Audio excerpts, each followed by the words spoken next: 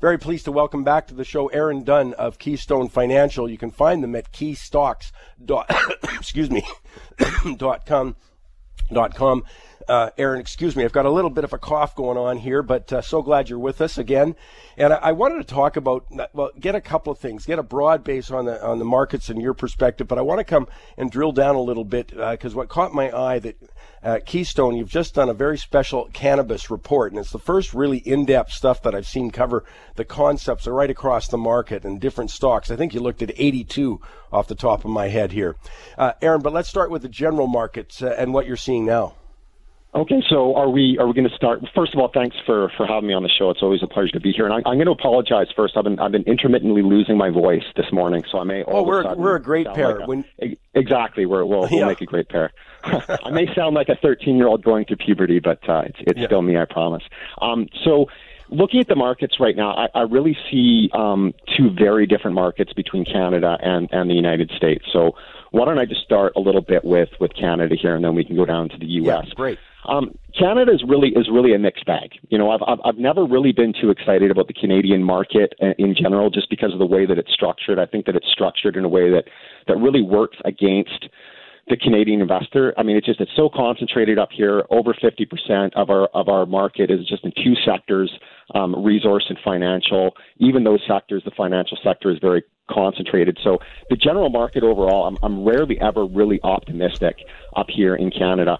A space that I really love is technology, and that's only 3% of our stock market up here. So it's kind of a sad fact. So really in Canada, we always look at the Canadian market as being a stock picker's market. We're never just investing in the TSX, because I think that the TSX overall is it's an uninvestable entity. You really have to look at individual companies. And a lot of the companies that we invest in Canada that are listed on the Canadian exchange don't do their business solely in Canada. They're actually global companies. So they may have a portion of their business that operates here in Canada, and the majority of it may actually operate in the U.S. or access global markets. So that's the way we play the Canadian space. Never really that optimistic about the Canadian market, never really that optimistic about the Canadian economy for those reasons. But that being said, there are some great companies in Canada, some great small cap growth stocks in Canada, some great dividend growth stocks in Canada. You just have to know how to pick them. And with the recent market volatility that we've seen, there are definitely some good opportunities that are opening up. I mean, essentially anything that has had even just a small hiccup in their financial performance, even if it's a great quality company, has just been absolutely crushed in the markets recently. So that from crisis comes opportunity, and that's the way we're looking at it. So on a long-term basis, there are some good opportunities, and I'm more optimistic as a stock picker today than I was back in January of 2018. So now going down to the U.S., and wow, I mean, we could probably sit here and talk about the U.S. for hours and hours. I don't even know where to begin. So much political drama going on down there. It's just absolutely crazy. So much noise, so much political drama. I mean, a lot of people find it entertaining. I don't find it entertaining at all, actually. I find it disheartening a lot of the time, but we really have to look through. We really have to look through that trauma. And there are roadblocks and there are risks in the short term coming up here. But when I look at the United States, I'm looking at an innovation engine.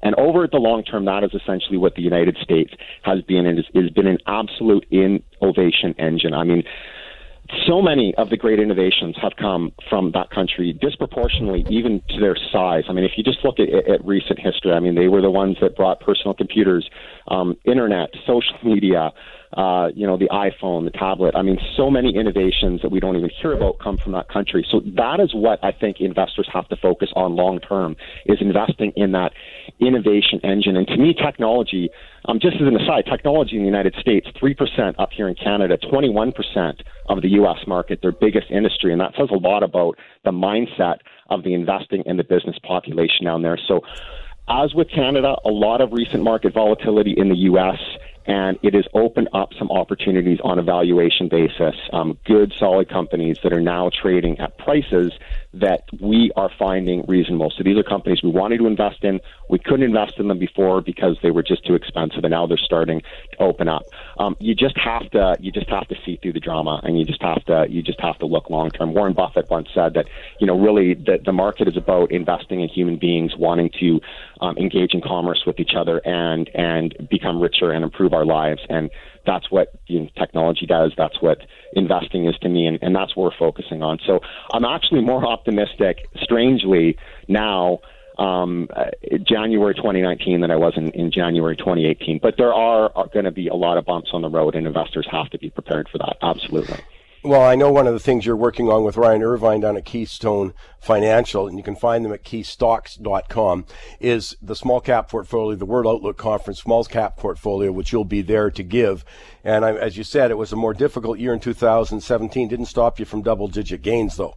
And, you certainly have been selecting. And then the one that comes to mind, I got to pat you on the back for it, is XPEL. Which is DAP.U on the Toronto Stock Venture Exchange. And, man, that was, from what my notes were, that was the biggest gainer of the year. It was nearly a 4-bagger last year. And that was one of the ones you talked about. It was XPEL Inc. Yeah, I believe the top performing non-penny stock in Canada last year was XPEL. And the thing that's so amazing about that is that it's such a boring business. They make protective coatings for high-end vehicles, right? I mean, there's nothing exciting about that, really.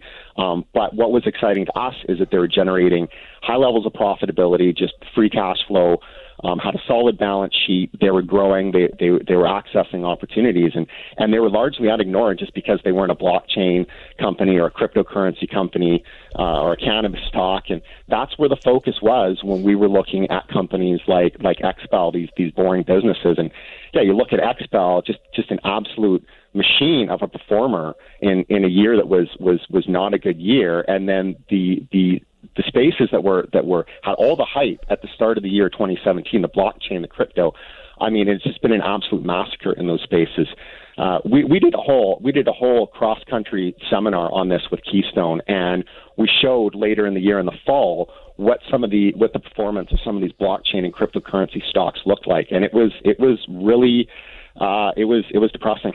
I mean, some of these highly touted companies had just absolutely destroyed capital. And I believe on average, stocks in the blockchain sector right now, we're down 85% at this point in time. So, and everybody was saying that this was the future and at this time last year, and that you had to get into stocks. We weren't listening. We like the boring businesses with lots of cash flow, and that's how we're going to continue to do it going forward too. Well, that's a good lead-in. I got to take a break here. It's a good lead-in, though, because I love the fact that you guys did a major takedown of the cannabis industry. Speaking of where that one's going, you did it from the fundamental side, meaning you were looking at not just the hype, but into the balance sheets and into the prospects for sales and what their business was all about. And I want to talk more about that with Aaron Dunn, KeyStone Financial. He'll be at the World Outlook Conference, by the way, and investing in cannabis. And Mark Leibovitz, who's one of the originals there, he brought it to our attention, actually, investing in the cannabis sector in February of 2014. That certainly has paid off. This business tip of the day is brought to you by Shaw Business. With their suite of smart solutions, Shaw Business helps power the entrepreneur, kind of like these tips. Take smart Wi-Fi, for example. With dedicated networks for you and your guests, it keeps everyone's connections separate, safe, and secure, and it reaches all corners of your business. Or smart security, which keeps all your business data safe behind an enterprise-grade firewall. And its auto updates and patches keep your defenses current, so cyber threats don't become cyber issues. These smart products from Shaw Business keep your systems up and running, so you can focus on what's important.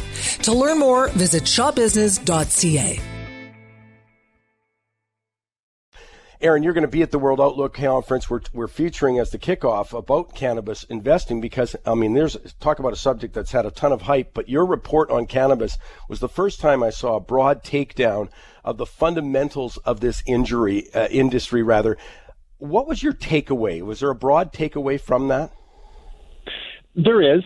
So we put the report together because what we saw a gap in the information that was being provided to investors from the financial community. They weren't getting the cold, hard facts and numbers. They were just getting the possibilities, the best case scenario potential. So there are huge opportunities potentially over time in the space. It is a legitimate industry. But one of the big takeaways, one of the big risks that we see facing the industry right now is oversupply.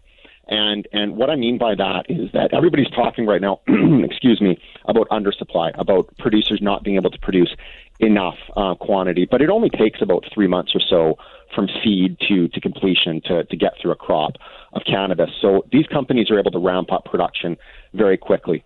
First thing we did is wanted to know what is the size of the market right now? Like, what is the cannabis market in Canada actually worth? And the credible forecasts that we came up with are ranging between about 800,000 kilograms per year to 1.1 million kilograms per year between now and the next couple of years in cannabis consumption in Canada per year. Well, just the top 10 producers, just the top 10 have plans to ramp up production to 2.2 million kilograms per annum. So that's double the amount of the bull case scenario of consumption, annual consumption here in Canada. So the Canadian market clearly cannot absorb all of this production. And rightly, a lot of the larger companies, the Cannabis, the Auroras, they're really looking at the international opportunity outside of Canada, and there is an opportunity there. Right now, the legal medicinal market outside of Canada is actually quite small. Estimates I've seen run at about $3-4 billion. There is a lot of growth potential in that space, but what's clear to us is that the Canadian market is a very limited space for these companies, and whatever the Canadian market can absorb is already really factored into the prices that these companies are commanding right now, even though the sector has really pulled back since legalization.